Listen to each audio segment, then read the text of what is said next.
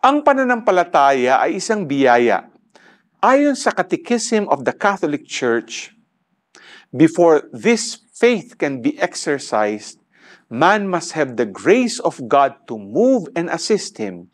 He must have the interior help of the Holy Spirit who moves the heart and converts it to God, who opens the eyes of the mind and makes it easy for all to accept and believe the truth.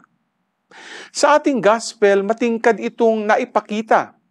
Sa tulong ni Jesus, gumaling ang lalaking inaalihan ng demonyo, kaya nais nitong sumunod kay Jesus. Isang pagpapakita ng faith kay Lord. Di man siya pinayagan ay pinahayag niya ang kanyang faith. The man went off and began to proclaim in the Decapolis. Bawat isa sa atin ay may God experience. Mga karanasan kung saan nagpapakilala ang Diyos sa atin, kung saan binibiyayaan tayo ng mas malalim na pananampalataya sa Kanya upang tayo ay makatugon sa nag-uumapaw niyang biyaya. What we need to do is to seek Him at mamangha sa Kanyang pagkilos sa ating buhay.